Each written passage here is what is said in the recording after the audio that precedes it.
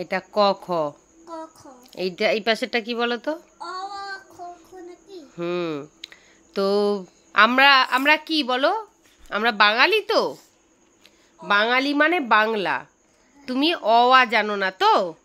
এগুলো এগুলো কি আছে বলো তো? দাঁড়াও, উল্টাও উল্টাও। হ্যাঁ উল্টাও, আরো উল্টাও, আরো উল্টাও। দাঁড়াও, হ্যাঁ আরো উল্টাও। এইগুলো এগুলো জানো তুমি? হ্যাঁ এগুলো হচ্ছে ইংরেজি, মানে তুমি ইংলিশটা জানো সবই, তাই তো? এইটা কি বলো তো? এটা, তার মানে বুঝতে পেরেছো, তুমি ইংলিশটা জানো কিন্তু বাঙালি হয়ে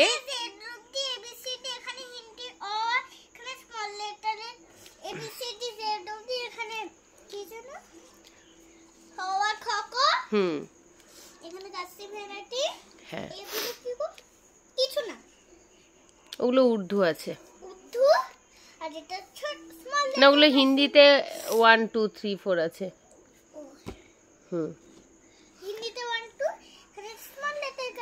তার মানে এখানে বোঝা গেল তুমি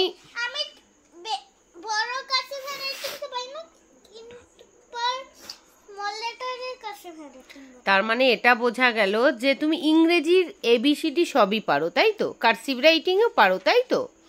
1 2 স্পেলিং পারো।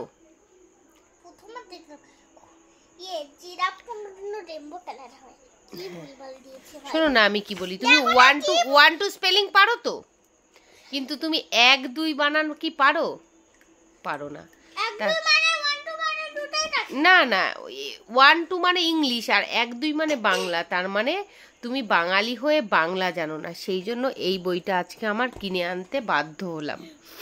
কেন কি, ইংলিশ মিডিয়ামে পড়াশুনো করিয়ে এখন একটা খুব বাজে হয়ে গেছে আমাদের ধারণা। হ্যাঁ, ধারণা যে বাচ্চারা ইংলিশ মিডিয়ামে পড়লে বোধহয় অনেক কিছু করবে, কিন্তু অ্যাকচুয়াল বাঙালি হয়ে যদি বাংলা না জানে, এর থেকে মনে হয় দুঃখের বিষয় আর কিছু হয় না।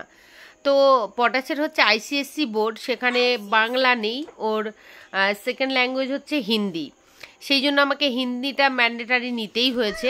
কিন্তু ওর দিদির বেলায় কি হয়েছে, যেহেতু সিবিএসসি বোর্ড, সেই জন্য বাংলাটা আমার নেওয়ার একটা অপশন ছিল, তো বাংলাটা নিয়েছিলাম। তো আমার কোথাও গিয়ে মনে হলো যে অওয়াটা পটাশ পারছে না, সেখানে দাঁড়িয়ে আমার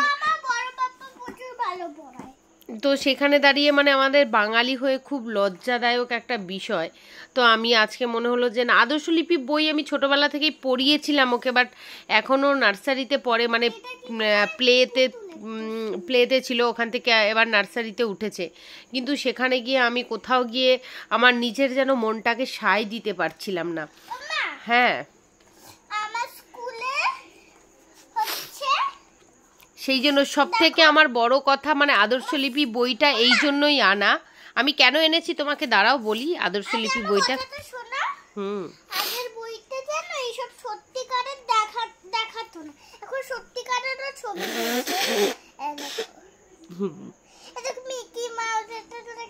মেনলি আমি কেন এনেছি বইটা তোমাদেরকে একবার আমি শেয়ার করি। দেখো, এই নামটা পড়ানো, এটা তো একটা ব্যাপার আছে, এটা ইংলিশেও ছিল। হ্যাঁ, আমি সব থেকে বিশেষ করে এনেছি এখনকার বাচ্চাদেরকে পড়ানো, এই বিষয়টার জন্য আমি বইটা বিশেষ করে এনেছি। এই যে অসৎ সঙ্গ পরিত্যাগ করো, আলস্য পতনের মূল, ইচ্ছা থাকলে উপায় হয়, ঈশ্বর সর্বশক্তিমান, উগ্র স্বভাব ভালো নয়। শুধুমাত্র এই যে প্রত্যেকটা ওয়ার্ড আমি জানতাম না, এই যে এগুলো একটা বাচ্চার মানে মাইন্ডে কতটা এফেক্ট করে, সেটা শুধুমাত্র বাংলা মিডিয়ামের স্টুডেন্টদের বাড়ির মা বাবারাই জানে।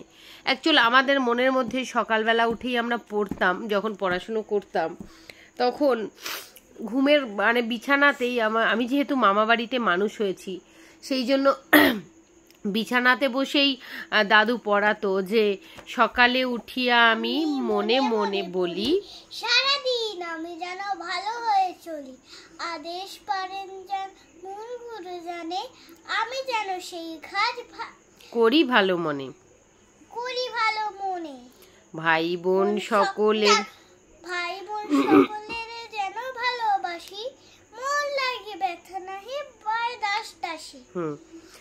তো এই যে কথাগুলো, এগুলোর প্রত্যেকটা কথার ওয়ার্ড এরা জানে না, মানে মানেটা কি, ওয়ার্ডের মিনিংটা ওরা জানে না।